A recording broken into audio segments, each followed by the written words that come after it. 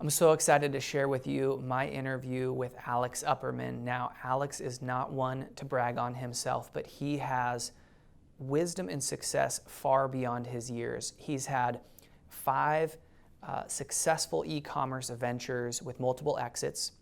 He's invested passively in over 40 multifamily real estate syndications with 10 different sponsors.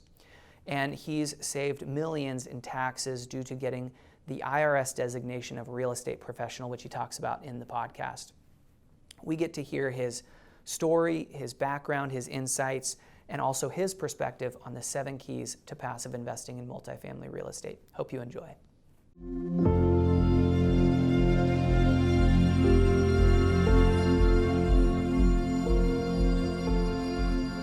When I think about investing in general, a lot of it can be boring or theoretical and abstract. Whereas once you have a story, it's like, oh, okay. Now I can have a real life example of something, and it's a real world example from your perspective. So let's just jump in, and we can go in any direction you want to go. A great story, a deal that went really well, a deal that you had a lot of struggles where there are a lot of learning lessons. But I'll just let you jump in on anything that comes to mind when it comes to deal stories. I think one thing that jumps to mind when you say, investing can be very abstract. And one of the things that I think of when you say that is, there's this, the adage in real estate is location, location, location, right? You always hear that. And I still managed to underestimate the importance of that on my when I was purchasing smaller multifamily. And I was taking the more active approach when I initially got into multifamily, and we were buying 20 to 40 unit type properties, and ultimately there was a few reasons those didn't go well. One, the age of the properties was an issue. Being 100-plus-year-old buildings, you just it's easy to underestimate how much money it's going to take in CapEx and repairs and maintenance on those older buildings. So that was one thing. But 2 was just location. You can be in a good area and still be in a bad location. I learned that lesson through that process too, where a couple of these were in Midtown, right, which is overall a pretty good location to be, but you can still be in bad locations within Midtown, right? And so really placing an importance on where your building is, not just the area, but the street, the curb appeal, like all of those different things. The one that was the most challenging was in the worst location, and it was actually our nicest building, right? It was it was 1970s construction, so a lot newer compared to the others. So from a construction standpoint, it was our best property, but it was in the worst location. And, we dealt with everything that you can possibly imagine, from someone getting shot to squatters to people cooking drugs, you name it, right? So, if you looked at the property, it looked like if you saw pictures of it, looked like a nice building. Right. But learn the hard way that location is really critical, and that real estate's not foolproof. I think a lot of people think that you just can't really lose in real estate, and for the most part, if you do it right, it is hard to lose. Yeah. But you can make some critical mistakes, and that can cause you to lose money on a deal. Yeah. For sure. So take me back to this particular property. How many units are we talking? The one in the rough location was 32 units. 32. Time frame, roughly, what year? Bought it in 16. Okay, 2016. And this is you and your partner, correct? 50-50 partner, yeah. 50-50 partner. What's the kind of backstory? Found out about it, timeline to close? What's... Well, we'd been, buying the single family, and that had been going really well. And so with that going well, I kind of was putting more and more trust into him and his decision making. And so he brought the deal to me, and he had, reached out to some brokers, and I don't even know how. Who knows? It might have been listed for 2 years, and no one wanted it. And we were the first sucker to come along to actually want to buy it. But we ended up, we put it under contract and bought it, and pretty quickly it was just you started uncovering all the skeletons. What was the business plan? We added a couple units. Okay. So there was like a storage area where we could add 2 units. So that was part of it. That was a pretty light value add. We did a new roof, added the 2 units, and other than that, it was pretty turnkey. The other ones were heavier construction projects, which ultimately we ended up going way over budget because as you get start tearing things out in these older buildings, you start uncovering more and more, and so we way underestimated the amount of money it was going to take to get those other properties where they needed to be. Right. But on this particular one, it was add the couple units, which can be do really meaningful things to the value of your property. Totally. Just adding a couple units, and increasing rents slightly, with the market as units turned over. Third-party management, but they were in over their heads. Third-party management is tough, and this was just a property needed to be very, very hands-on. It's probably impossible to find a third-party management company that could, really run this property well. So you need an owner who's going to be either managing it themselves and being willing to be at the property, almost every day, or working with third party and being still very, very hands-on. Right. Some people think you can just turn the keys over to these third-party management companies. It's not how it works. Maybe you can get lucky and just have an easy property because it's in such a good location that it just kind of runs itself. But even if you're using third party, you need to be overseeing them and keeping a close eye on things. Yeah. Life cycle of this deal. How long did you own it? How did it turn out? Yeah. Too long.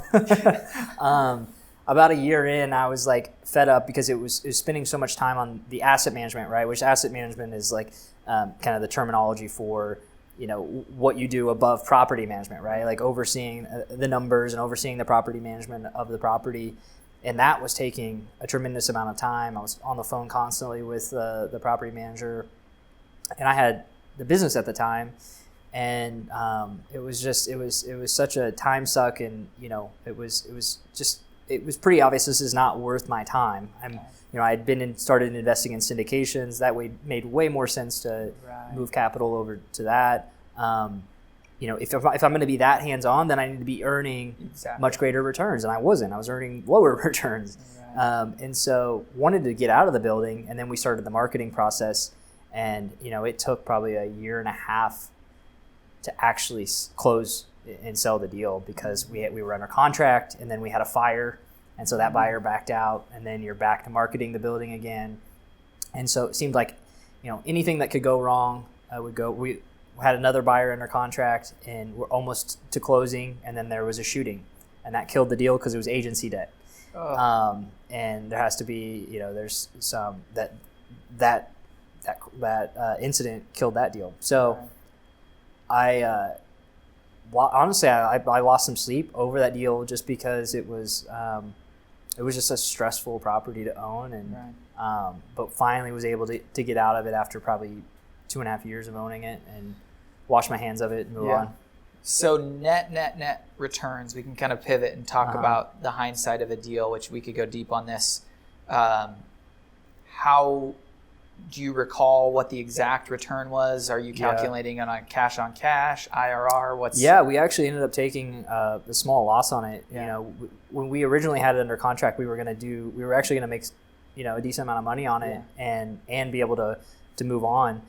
But then the deal kept falling through because things kept happening, and during that time frame, just the financial operations were struggling, and so our NOI dropped. And I didn't want to sit it out and wait to get our NOI back up to get a higher price. I just wanted to move on and and I was willing to take a loss on it and move on because I valued my time. Exactly. I ended up taking a small loss on it. I feel like that's a common theme you hear, which is the absolute horror of horror stories is a small loss. You have other business, other investment categories Exactly. where it's you have the possibility of losing all of your capital, Exactly. massive volatility, and you start to hear horror stories in real estate, and you're like, well, that's actually not the end of the world. Like, obviously you went through that experience and it didn't sour you from real estate in general. In fact, simultaneously you're having a lot of success with just pivoting the strategy a little bit. So maybe talk about this transition, even though this isn't particularly an individual story, but the transition of that learning experience on active versus passive investing. Yeah, I mean, I realized through that experience, because that was an extreme example of the situation for all of the other active buildings we had, but all of them were challenging. And I was discovering with my passive multifamily investments that I was earning better returns without the time and stress and the headaches and all of that. And so it makes zero sense to continue doing that. And so it was really a no-brainer to pivot to participating in passive deals. And I think there's a lot of challenges with these smaller buildings. I think people think they want to graduate from, maybe they're doing single family and that's how they got their start, and then they're thinking, well, if I can get 20 units under one roof, then that's way better than one. It is on paper, right? But there's a lot of challenges kind of in that tweener stage, right, where you get into these smaller multifamily properties, like under 80 units, let's call it. You can't afford to have property management on site, right? So you need to use a third-party management company who, they're sending people over, on an as-needed basis whenever there's a showing or when there's a maintenance call or whatever. And so you're paying more as a percentage of your P&L for that type of management, and you don't have somebody there, on site that can help tenants and resolve maintenance issues and those types of things. So it sounds counterintuitive, but when you get over 80 or 100 units, they're actually a lot easier properties to run and manage. Right. And so there's very few people that financially can swing going out and buying a 100-unit property themselves. And so really the only way to get exposure is through this syndication route. Right. So for someone who is new to the space of passively investing in multifamily real estate, what are your return, just very high level, what are your return expectations where you're saying, hey, this is what I expect to perform, and historically this is where I'm at, and what calculations are you using to track that? Yeah, well, there's the historical return. So over the last 5 years, the returns on realized deals have been more in the 20 to 30% range, right? But moving forward, I don't have those same return expectations. And the reason being is just deals cost more, and it's more competitive space. There's a lot of money, a lot of institutional capital that wants to be in multifamily for good reason, right? Because there's really strong fundamentals like we talked about earlier. And, we've got a really low interest rate environment. So they're chasing any yield that they can get, and you can get that in apartments. So all of that money coming into the space has pushed pricing higher, which pushes down future expected returns. At the same time, deals we were buying a year ago that we thought we were paying very fair pricing for, and my forward expectation for returns was maybe 15% a year. Those deals have performed well above expectations because cap rates have continued to come down, which has pushed valuations higher. So that could continue to happen, and it could continue to surprise all of us. But at the same time, there's eventually, you can't have cap rates go to zero. Yeah, exactly. And so my expectation as an investor is much more now in that, okay, if I can earn 15% average annual returns over the next 5 years, that's a deal that, I'm still willing to invest in. What about from an ongoing or right out of the gates cash flow perspective? What are some of your expectations and what you think other people should be looking for? It depends the market. So I would say I like to take a barbell approach to the portfolio. So I like to have some exposure to like your high growth markets like a Dallas Fort Worth or a Phoenix or Atlanta. Like The reason being is that's where all the migration is going, is to those cities. They're coming from the coast and they're going to those cities. They're also very business friendly states. So when you've got all this migration, it pushes up demand for housing, which pushes up rents, which pushes up values. And so those are like your growth stocks. If you're thinking of like the public markets, you've got your growth stocks that are going to give you potentially higher returns.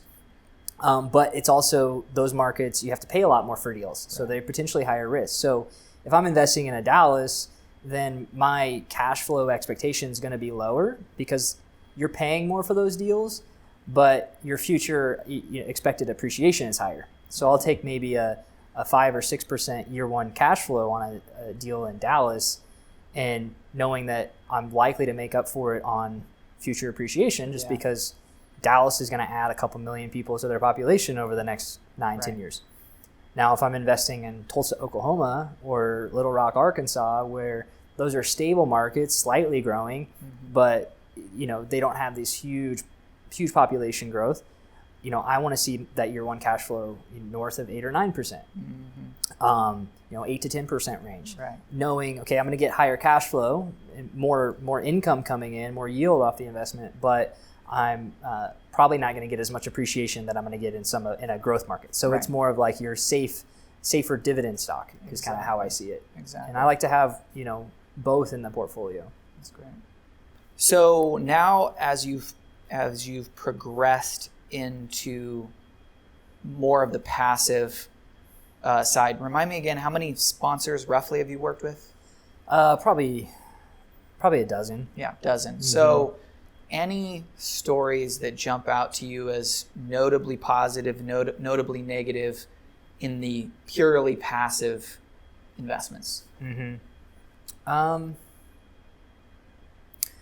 From the positive, just really, anything, almost everything in multifamily has continued to do very well over the last 4 or 5 years as cap rates have come down. So, all those investments that I made in 16, 17, 18 that are either selling or being refinanced, I've had really favorable results. Mm-hmm. There's a couple that I invested in 18, 19 timeframe with a sponsor who, looking back, I was just doing a lot of deals and not really, I was vetting them on paper, but I didn't even have a phone call with the sponsor, and those deals have struggled, and I think it was a sponsor who was just going out and they were able to raise a ton of capital, and they were just buying everything in sight, and I wouldn't have done that deal today if it came across my desk now, but at the end of the day, again, we talk about like even your bad deals like turning out okay. Like I still anticipate being fine on those, but it hasn't been, that money would have been better deployed elsewhere. Yeah, for sure. Quantify fine. Well, so I think we'll still make money on the deal. It's just, there's been no distributions have been paused for a couple years, and it's just not great locations, and I don't know that it's getting a lot of the sponsors' attention because they've got they're just doing a lot of deals, right? They're you can tell oftentimes if a sponsor is their focus just doing deals to generate fees, or is their focus on doing just good deals, right? Because there's definitely a lot of sponsors out there that are just doing deals to generate fees. Mm-hmm. So the best deal that you've ever done, maybe it hasn't come full cycle, but what is the highlight where if you said, if all my deals were exactly like this is the one I would do 10 times over? Yeah, a few come to mind. Like one we bought in fall of 18 that we just closed our refinance and we got all of our capital back. So that's like a dream scenario. 100%. And which is a dream. Plus we received distributions over the last couple of years. So we've gotten more than our initial capital back. Plus we still own the property. So that's a dream scenario for me personally. And I try to educate people on this because I would much rather get my money back via a refinance, which is not a taxable event, than selling the property and then having this big taxable event and then having to go find somewhere to, a new deal to deploy the capital in.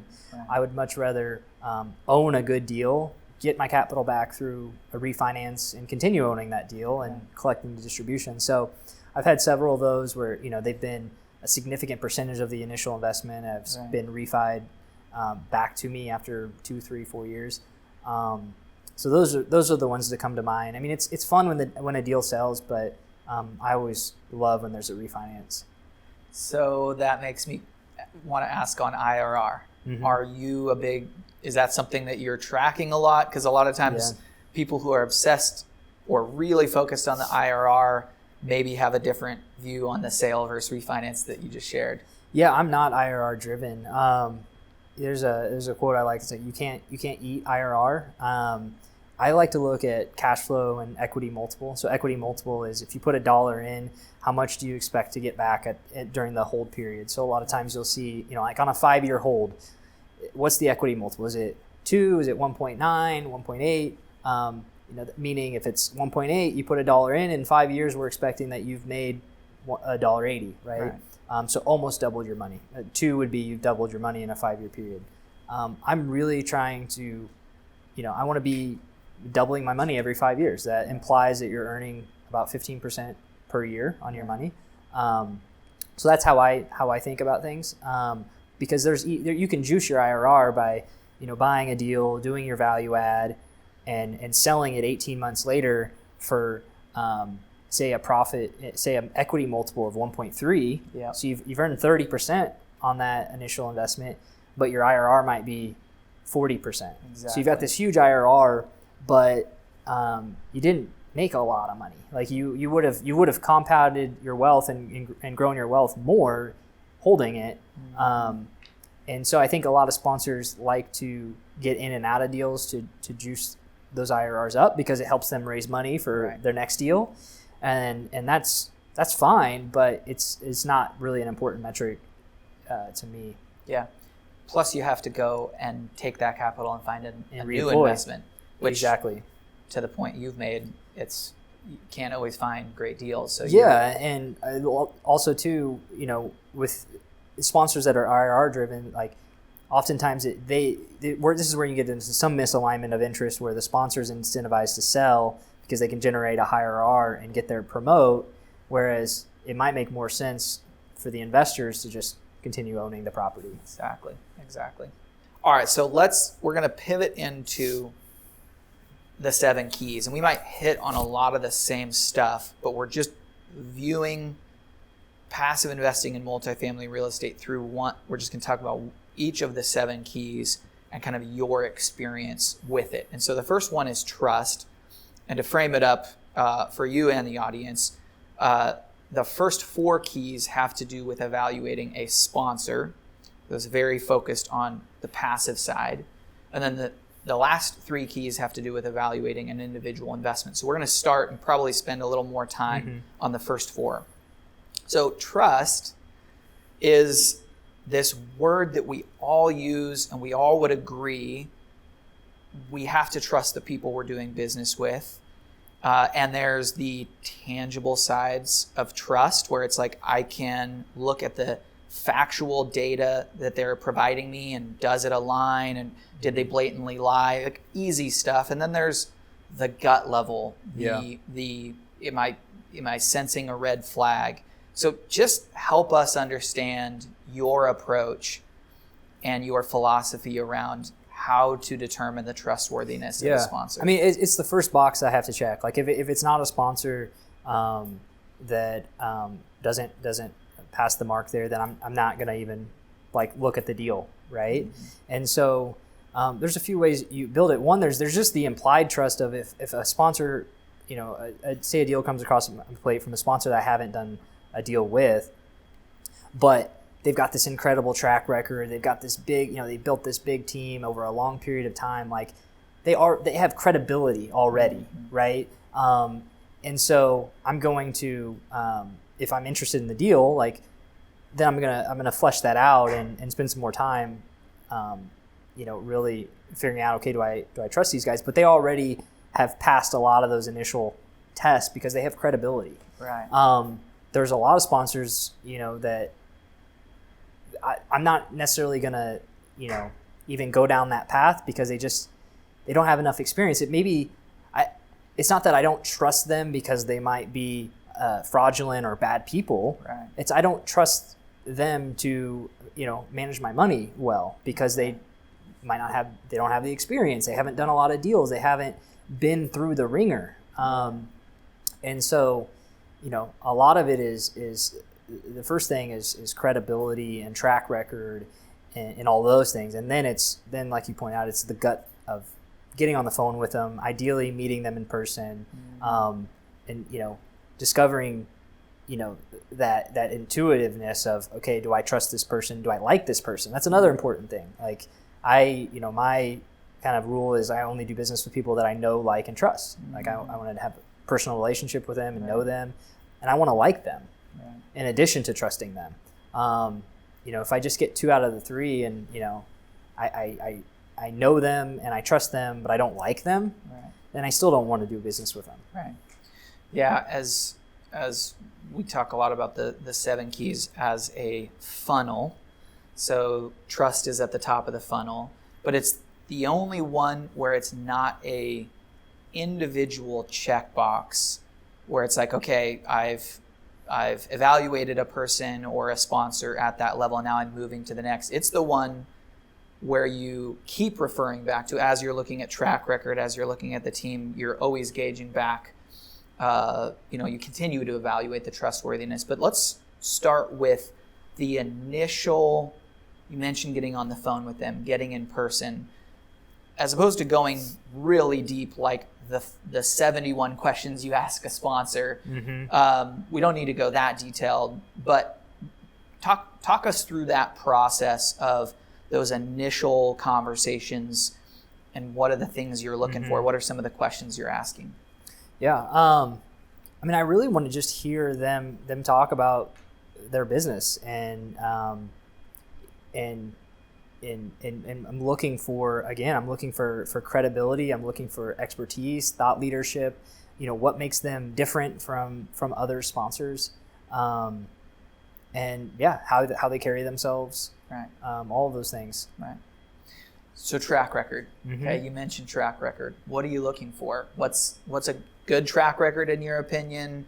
What's a lengthy enough to where it's like, okay, that's of substance? Yeah. Yeah. I want to see,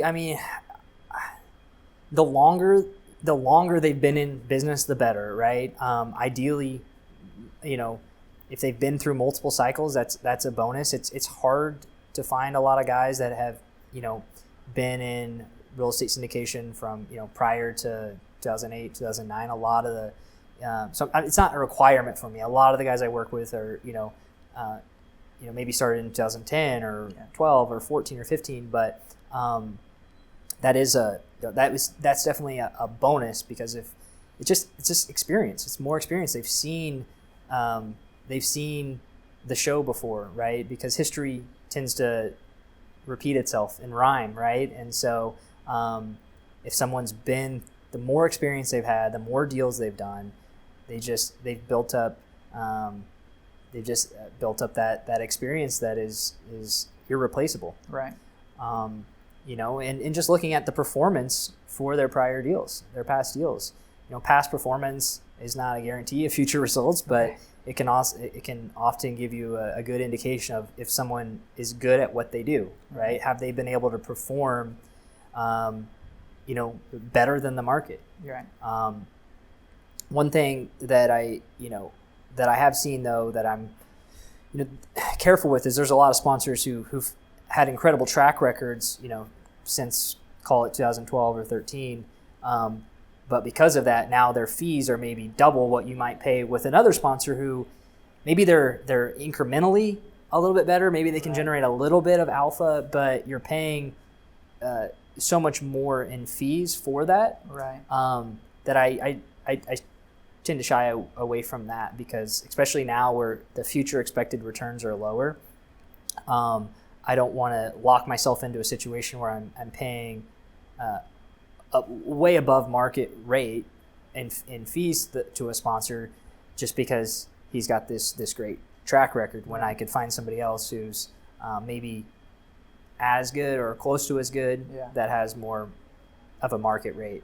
You hit on a really important note there, which is, as I talk about the second key, track record, the qualifier, or if I add to it, it's track record plus, so track record is looking backwards, plus business plan or looking forward, and weighing the two. So the example I often give is, does someone have a track record of doing value add on D properties, taking them from D to C properties, and the opportunity they're bringing you is, an A+ ground up development. Mm-hmm. But the point you make, which is really helpful, is not only looking backwards, evaluating track record and how it relates to the current business plan, but the structure, mm-hmm. the structure of the deal.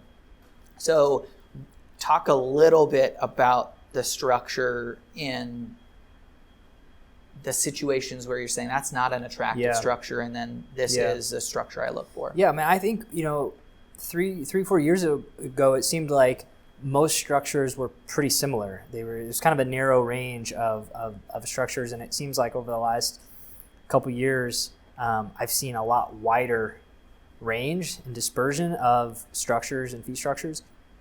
And a lot of that is sponsors who, most of them got started in, at the bottom of the cycle, 2012, when you could buy stuff in Dallas for $25,000 a door or $20,000 a door that's now worth $130 a door, and they were able to ride that wave. And then, yes, there was some competency there, and they knocked it out of the park right on their returns because they caught this giant wave. But now, they are taking advantage of that by charging, just much higher return or fees. Yeah.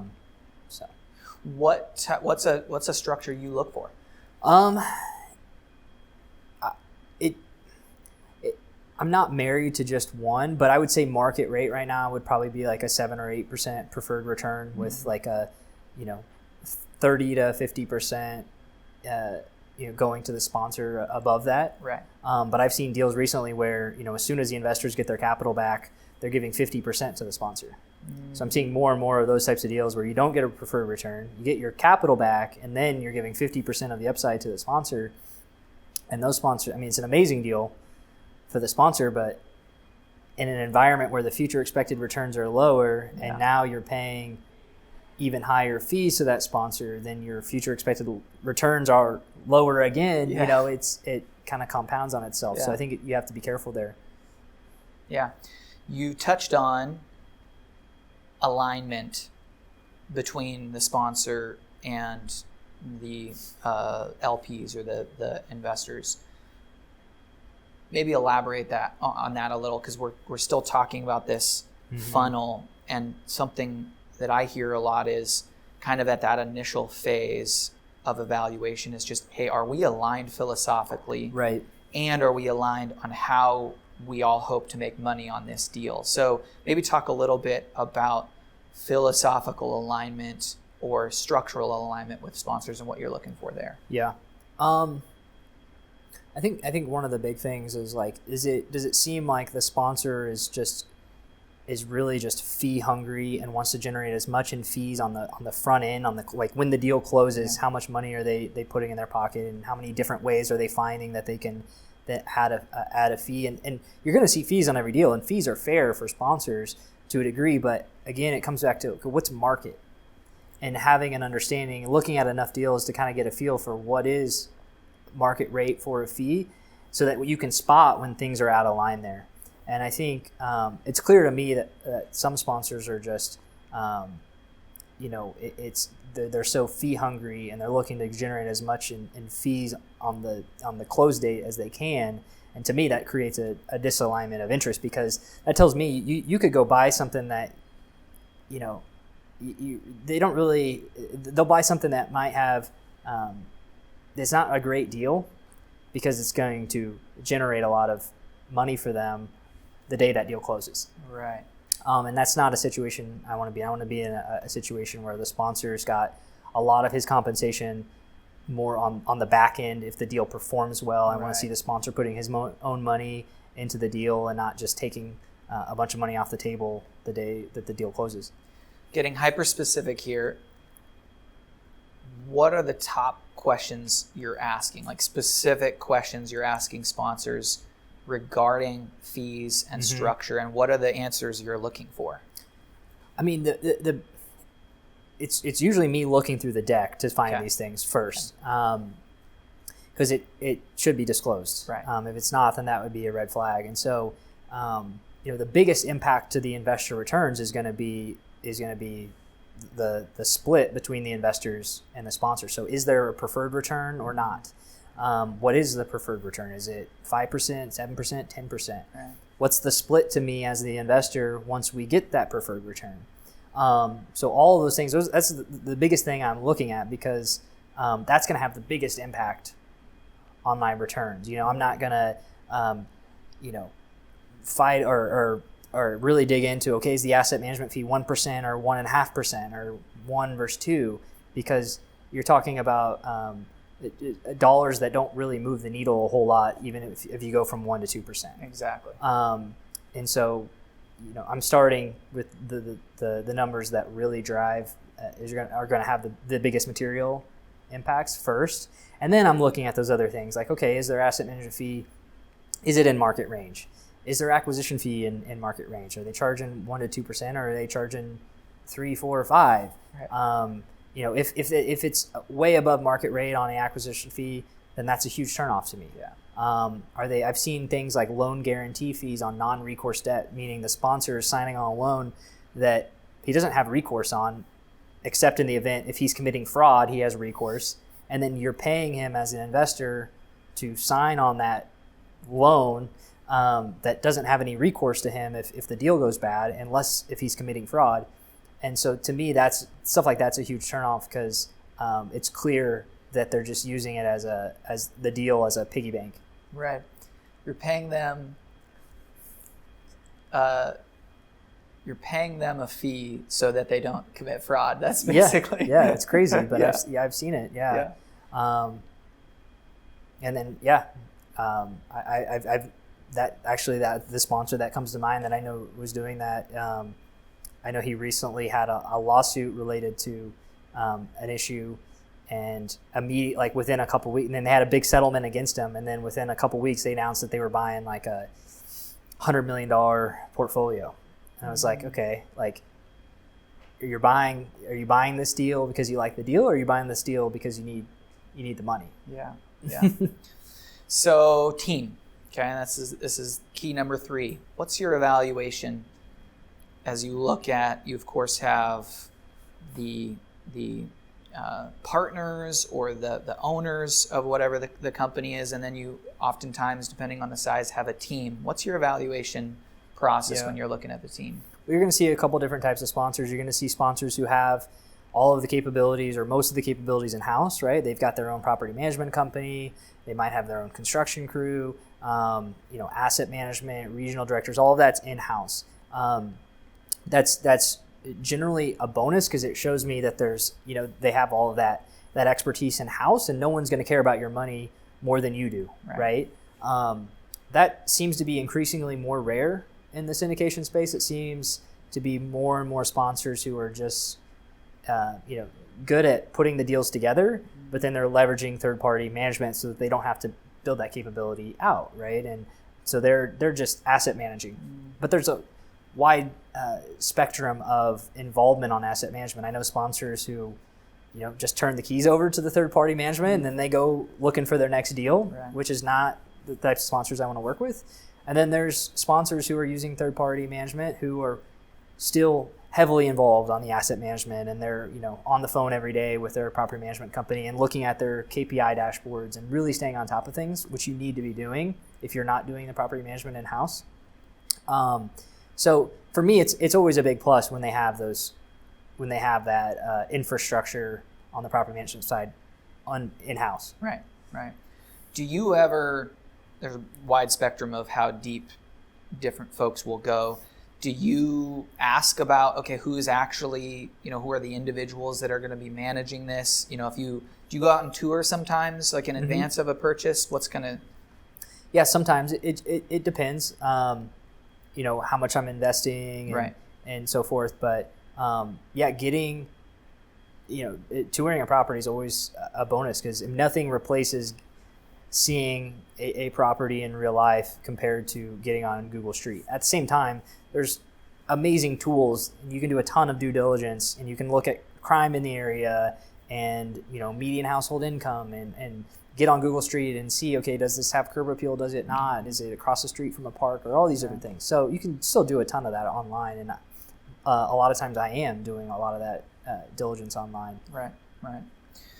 Okay, so transparency. This is a lot of thought went into, should we have this as one of the primary 7 keys? Because every one of the keys has subcategories, right? Mm-hmm. You can dig in and pull back the layers. But something that we've heard a lot of feedback from investors, especially I feel like within the last couple years, is having the quality of communication and the degree of transparency as a really critical threshold for evaluating sponsors. Is that the case for you? Mm-hmm. What's kind of your experience there?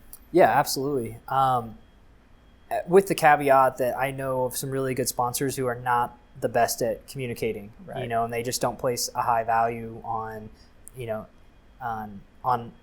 over communicating or providing a lot of communication. I mean, they kind of just do enough, right. But they are really good at what they do in all the other areas that matter. And so, but at the same time, I do prefer, more transparency is always better, and more communication is always better, in my opinion.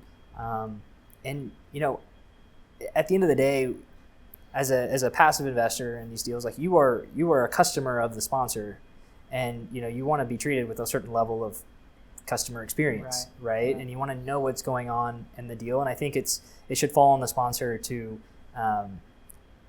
not take that responsibility lightly, and not just take it for granted that people are giving you money that they worked really hard for and turning that over to you and entrusting that to you. There's a certain responsibility that comes along with that. And I think it's important for sponsors to show that they aren't taking that for granted, and that they do value the investors, and that they want to communicate and be transparent as possible about what's going on. Yeah. What's the cadence you look for when it comes to, monthly communication, quarterly calls, reports online? I mean, there's a lot we can dig into here, but monthly or quarterly are both fine for me. I would say that's pretty standard. I have invested with some deals where it's like you just don't hear from them, where it's not consistent or it's sporadic or whatever it may be. Monthly or quarterly. Yeah.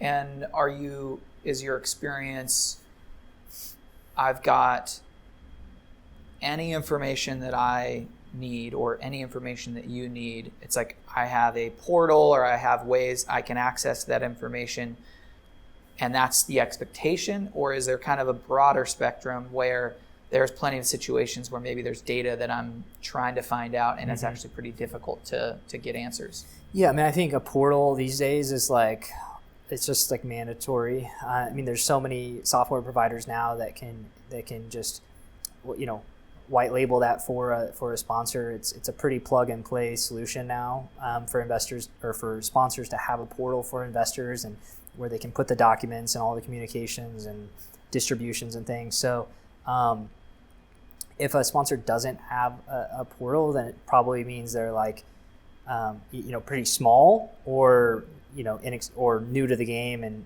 kind of just getting started. Yeah. So now pivoting into, instead of assessing a sponsor, I use the analogy of the ability, which some people aspire to have it. Others are really just primarily focusing on the sponsor, but the ability to say, looking at individual deals and say, no, yes. Like that's the deal. I'm choosing it. This over a slew of other options. And oftentimes what I see is the fund structure is a little more appropriate for people who don't want to do that exercise. But then the individual syndication model is maybe better for those who want to go to that layer of expertise or focus. So the first layer, the fifth of the 7 keys, is we start very broad and we just say the type of investment. This is a very check the box thing, and you've alluded to this, which is you kind of focus in that middle category of value add. You have kind of the core plus on one end of the spectrum. You have the much more speculative, development, various degrees of that, but development on the other end. So what has drawn you to that kind of middle category of value add? Mm-hmm. Yeah, so I love value add because you're buying something that's already producing cash flow. Like day one, when you take over ownership of that property, it's producing positive cash flow. On the other end of the spectrum, you've got like development projects where you go into the deal, and then maybe it's a year before you break ground, maybe longer if it gets held up by the city. Lots of variables there, a lot more risk factors, things that can jump in your way. Then you break ground, and maybe you're done in 2 years, hopefully. Again, a lot more things that can go wrong. Lumber can go up 5x like it has. Right. And that whole time, so maybe it's 3 years in a good scenario where the property's finally done. Now you got to lease it up. Now you got a year of lease up. So maybe it's 4 years from when you originally made that investment before you're renting it out. Right. And that can be compressed. Maybe they're raising money like when they've already, they're like getting ready to break ground, and it can be compressed down to a couple years, best case. But it's still, I remember I did a development deal in 2018, and it's in lease up right now. Right. I think it's maybe like 40-50% occupied because they just, they started leasing up 6 months ago. So it's just much longer life cycle and a lot more risk factors and things that can go wrong. And, the economy can shift during that time frame too. So development, you can potentially earn higher returns. But for me, one of the great things about real estate is the passive income. Yeah. And, you just don't get that with development. Development's like you're investing in, a startup that you hope is going to, produce cash flow down the road out into the future, and that nothing too bad goes wrong. Exactly. And so it's just it's not that those don't deserve a place in the portfolio. It's just about thinking appropriately about position sizing, and like if you're going to invest in startups, right? You don't put it all on one startup. You invest in 100, and you size those positions, maybe equally, and then you have a few that are home runs and some singles and doubles, and then a bunch that go out of business, right? Exactly. So if you're going to do more speculative type investing within the real estate realm, either you have a specific expertise around that, and that's your edge, and you're comfortable, being more aggressive there, or you just, like me, I don't have expertise in development, and I understand the risk factors that go along with it, and so I'm just gonna, it's going to just be a smaller allocation in my portfolio. But value add, if I can get, still maybe I don't get quite as much alpha as development, but I'm still getting really good returns, plus the immediate cash flow, plus the tax benefits and everything else. This feels like a easy trade-off. Yeah. I want to peel back the layer, just one more layer on value add.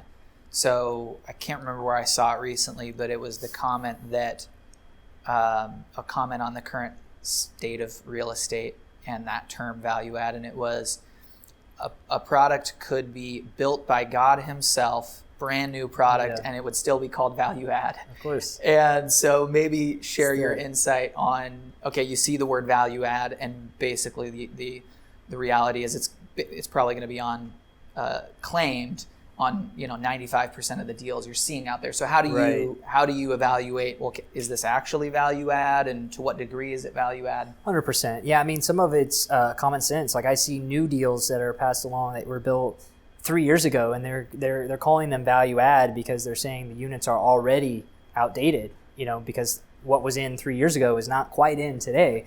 That's much different from buying a 1970s product that still has units that haven't been updated in 15, 20 years and still have carpet and if you look at it, it's clear, okay, this is outdated unit, and that there's potential to renovate this and put in LVT flooring and new fixtures and new paint and charge more in rent, right? So then it's just down to, okay, well, how many of the units are unrenovated? Because even on some of this older product, 1960s, 70s product, in certain markets, like the higher growth markets where these deals have traded a lot over the last 10 years, like Dallas, to use as an example, some of these vintage deals, they might have traded 4 times in the last 10 years. And each time someone is coming in and doing their value add. And so finding out, okay, how many of these units are still classic and unrenovated? Yeah. Or is this just a situation where we're buying something that's been renovated 3 or 4 times in the last 10 years and we're just hoping that we can, slap some more lipstick on the pig and increase rents, $100 or $200. Like it's digging into that to see, okay, what is the business plan here? Yeah. We closed on a deal today that I'm an investor in, and like 95% of the units are classic and unrenovated. So that's a true value add. It's been owned by the same ownership group for 15 or 20 years. And so you can call that value add, but you're 100% right. Everybody's using it. It's a buzzword, and it's like become completely watered down terminology. Yeah. Key number 6, thesis and narrative. This is the layer where it's the first level of analysis on a deal. So prior to getting deep into the numbers, it's does this investment make sense from a narrative standpoint, and what is the thesis? What's the high level business plan? Walk us through your process on how you evaluate a deal. Really the first layer of evaluation on an opportunity. Yeah, I mean, the first thing is sponsor. Is this a sponsor that I'm willing to invest with? If it doesn't check that box, then I move on. If it does, then it's okay. What market is this in? Yeah. Is this more of a growth market, like a Sunbelt city, or is this more of a kind of a flyover market? Like you can put Kansas City into that bucket, or Springfield, Missouri, or a market like that. So that's going to give me that's the next thing of, okay, do I want to allocate more towards this type of growth market, or am I looking to allocate more towards more of a more of a stable type market? And then from there, it's okay. What's the sponsor saying is the business thesis here? And I want to hear, is there anything compelling there? Do they own nearby deals? Did they source it off market and got a discount to market that way? Like, is there anything that makes this compelling to me as an investor, or is this just another deal that someone they went in, they were in a bidding war and they happened to pay the most for it, so they were awarded the deal, and they're calling it value add, but it's 90% of the units are already renovated. So I'm just looking for, okay, is there really any substance here to the business model? Right. After I've already validated, is it a sponsor I want to work with, and is it in a market that I want to invest in? Yeah. So key number 7, terms. And terms is an overarching term, which is the numbers, the underwriting, really digging into the details of the deal. And we've hit a lot on, we've talked about cash on cash and IRR, but walk us through that next layer of analysis that you do.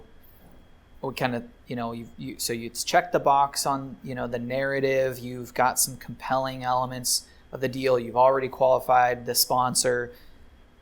Do you have your own like Excel spreadsheet analysis you're doing? Like walk us through that process of when you get really detailed on a deal. Yeah. So if it's a deal that checks the initial boxes and I want to dig in further, then the next thing I'm looking at is how they underwrote the deal.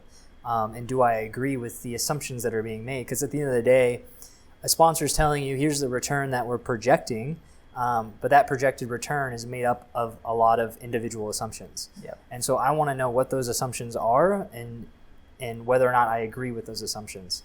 And so some of those assumptions, some of the big ones are going to be, what are they projecting that they're going to be able to increase rents to after doing the value add? How much money are they spending, and how much are they saying that they can increase rents by?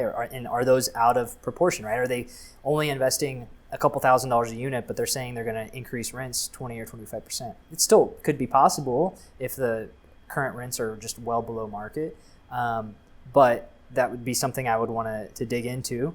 I also want to know, okay, what are they projecting for annual rent growth, right? Beyond, okay, you do your value add, you increase rents from that, but as you get into the out years, years 2, 3, 4, 5, are you projecting that rent growth is going to be 2%? Or are you projecting rent growth is going to be 3, 4, 5%? Because it doesn't sound like a big difference, but it drastically changes the numbers. And so, you have to realize that just kind of slightly tweaking some of these numbers can get the returns up to a really attractive place for investors.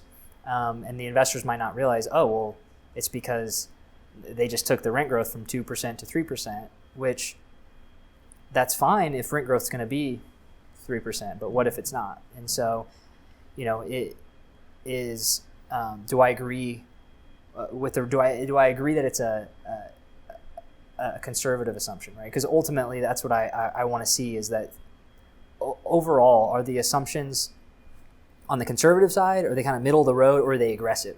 If I start digging in and I seeing that some of the assumptions are aggressive, then it's like, it's just like, I'm done. Like, I'm on to the next one, because like, why invest in something where, say they're projecting that the returns are going to be 15, 16%, but to get to that number, they're using what I consider aggressive assumptions. Maybe they're saying that their rent growth is going to be 4%, which it's still not that's an impossibility, but with where we're at in the business cycle, I would rather be conservative and say, let's just like bank on 2%. Yeah.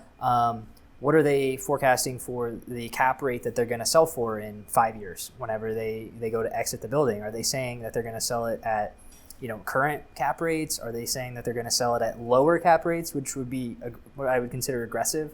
Or are they building in some conservativeness and a buffer by saying, we're actually projecting cap rates are going to go up, which would be conservative because you're assuming that valuations are going to go down, in the future. And so that builds in some buffer. So I want to see just that buffer and that conservativeness that is still able to produce an attractive return, because then, if you are able to exceed, these conservative assumptions, then the returns should be higher than what was originally projected. Right. And then if things like hit the fan, you've already built in that buffer and you've built in that downside protection. Right.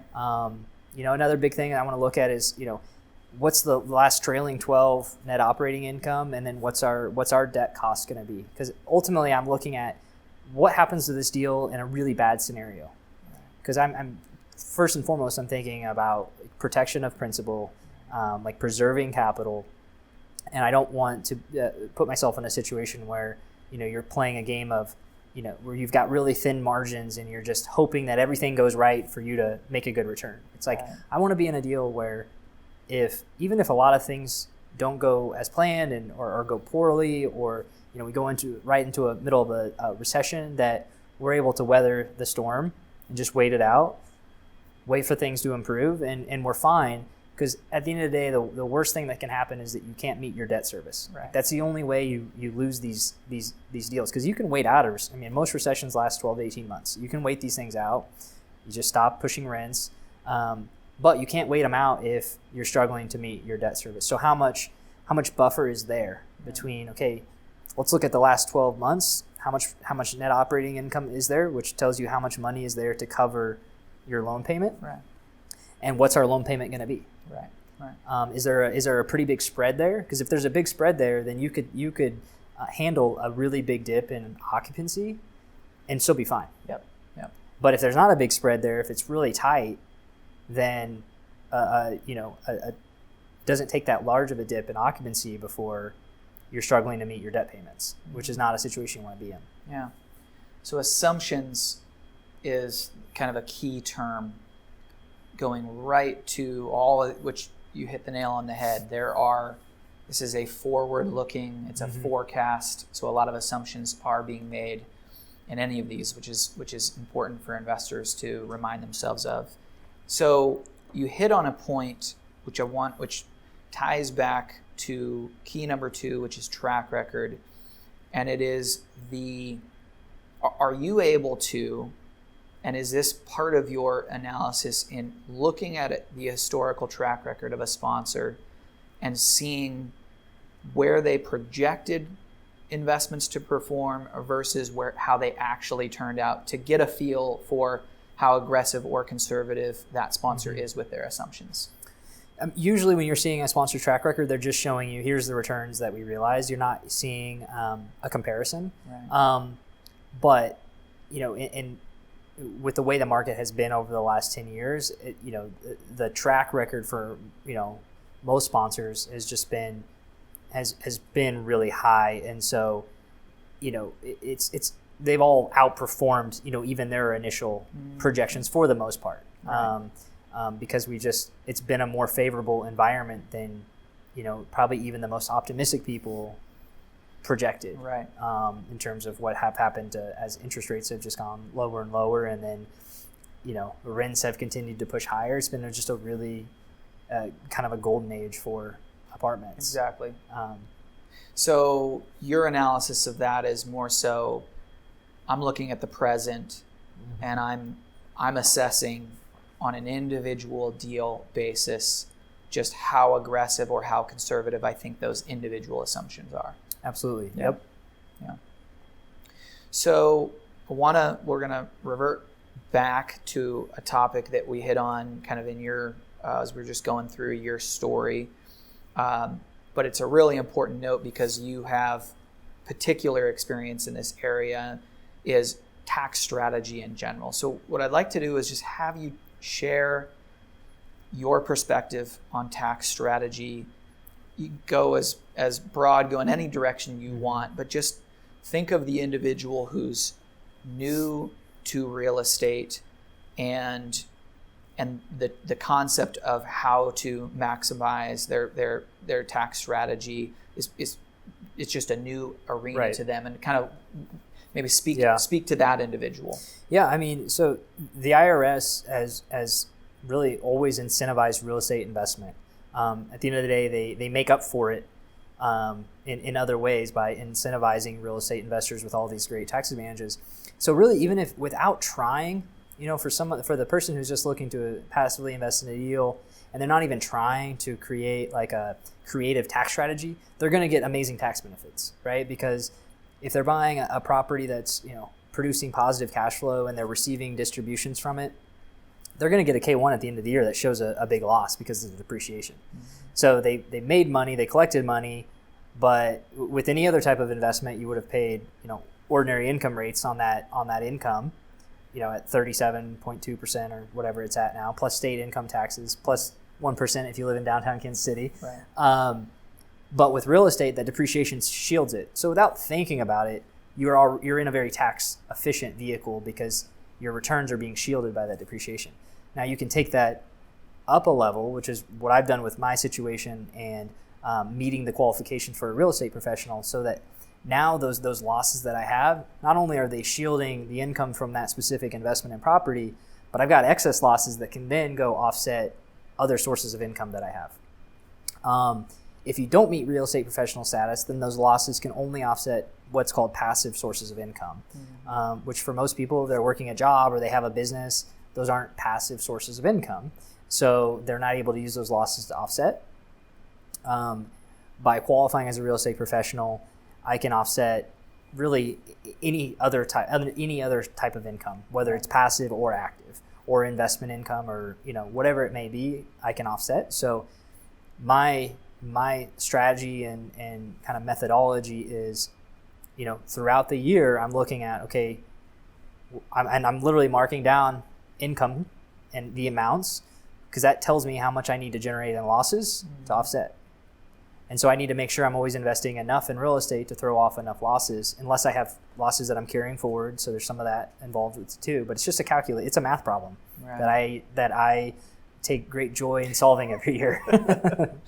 So Joel and I have been real estate professionals our whole adult life. So the concept of not paying taxes is normal to us. But you're in this hybrid model where you're a real estate professional, but you have a lot of income in operating businesses. Did I hear you correct that you have not had a tax bill the last couple of years. Yeah, 3 years now. 3 years now.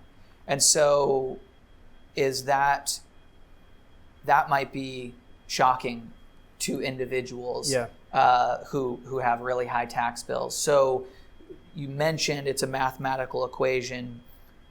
What's the first layer that you're going through from a simplistic standpoint where someone who's new to this would say, oh, okay, I see how Alex is running that math? There's a couple ways you can approach it. There's the approach of, for most people, they're not going to have the time to meet the qualifications to become a real estate professional. So if that's their situation, then the next step would be figuring out, can some of my sources of income be classified as passive? Is there a way I can maybe restructure some things to have this income come through as passive? Because then I can then go invest in real estate, generate the depreciation losses, and offset that, because those passive losses will offset the passive income. Right.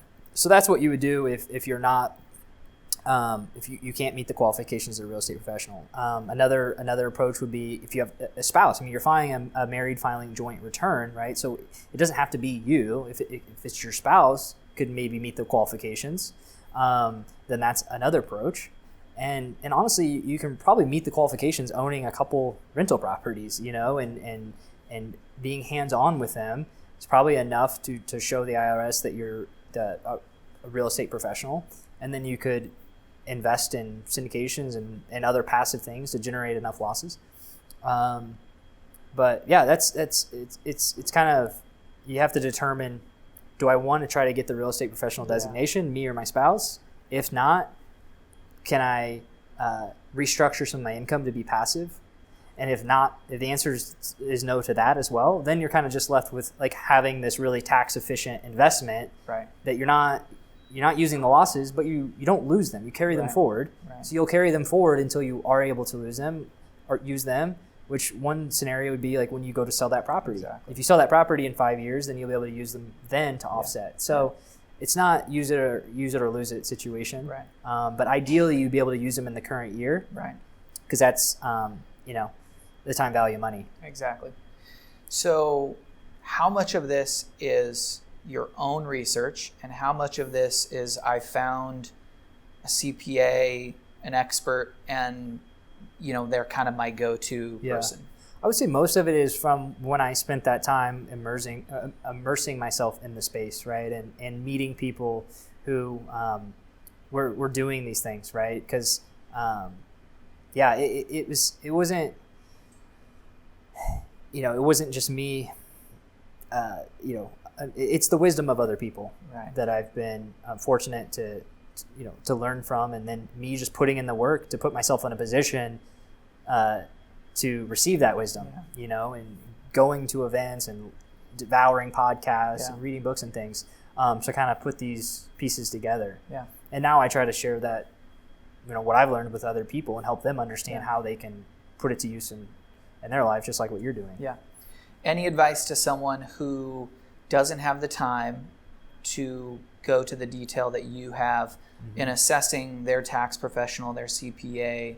Any advice for those people? Yeah, I mean, it's following people like you and what you're doing, which is putting out educational content for investors, whether they're starting out or whether they're more experienced. They're gonna be able to glean things from this. So I think you can cut out a lot of that work by just following the right people who are taking the time and effort to give you that content that's just worth its weight in gold, that you're giving away for free. Yeah. I cannot thank you enough. This has been an absolute pleasure. We of course are both in Kansas City, and so we'll continue to be doing business together. But just thanks again for having you. Yeah, thank you. Loved it.